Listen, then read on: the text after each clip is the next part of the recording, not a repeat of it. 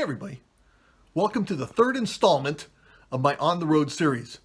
This installment covers an area between Richmond, California and Vancouver, Washington, give or take 50 miles. Pro tip, if you're on the road and you do something that may make another driver angry, like you inadvertently or advertently cut them off, the best way to diffuse a situation is to give the wave.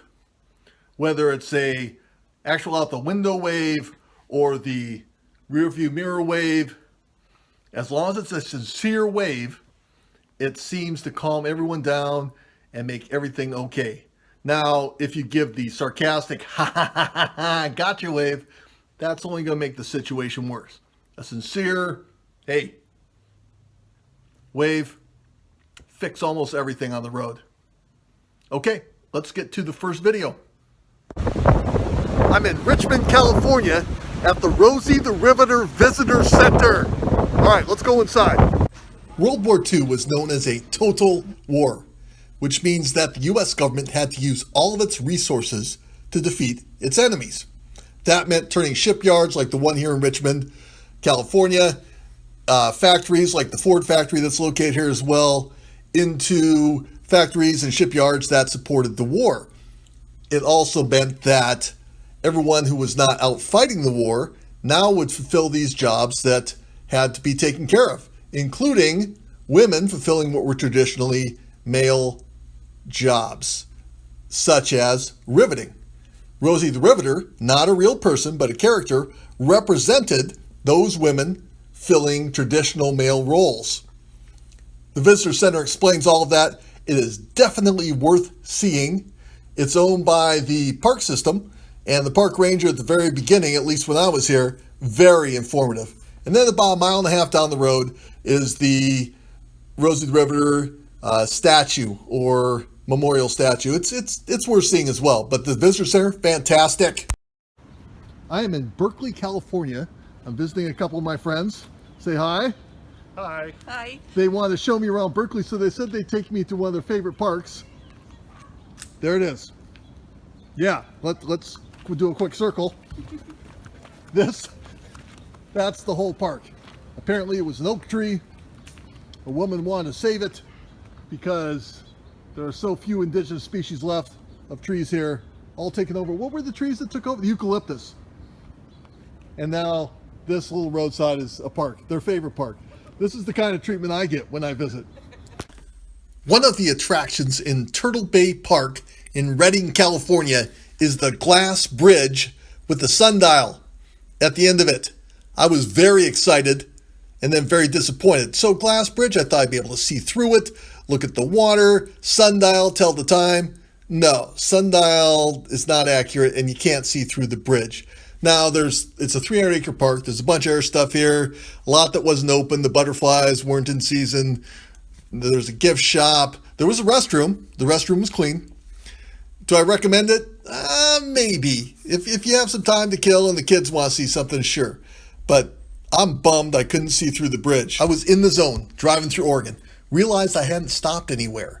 So when this place came up, I pulled over. Has a big joint on top, it's a marijuana cigarette, has mushrooms all over the place, kind of a cool little place. I thought maybe it was a cannabis shop. It's not. It's closed.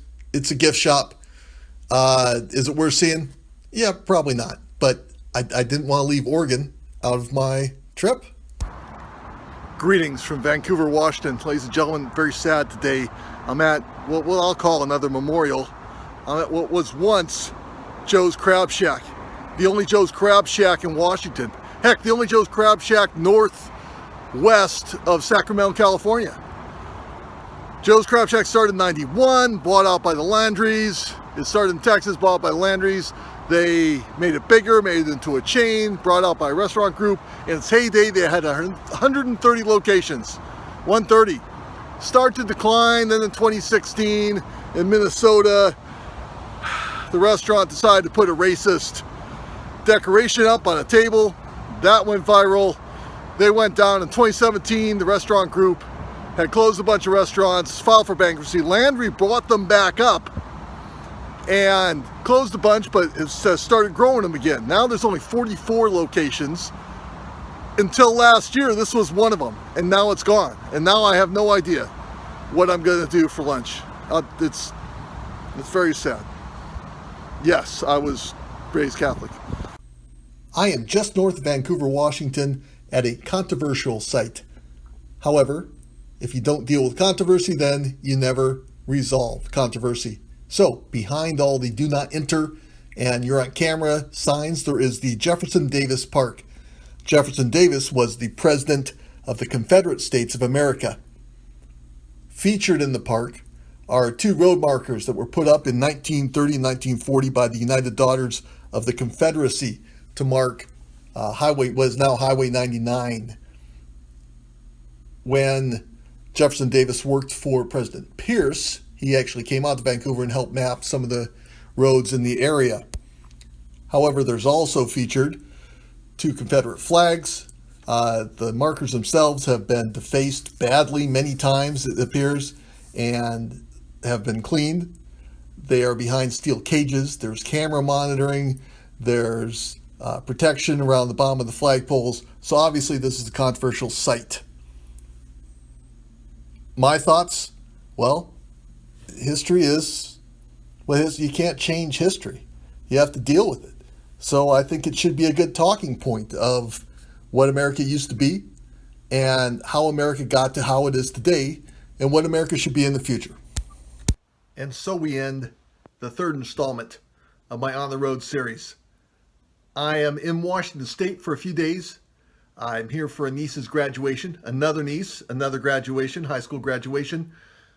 So I may not post for a few more days. I do have something in mind that I want to get out there.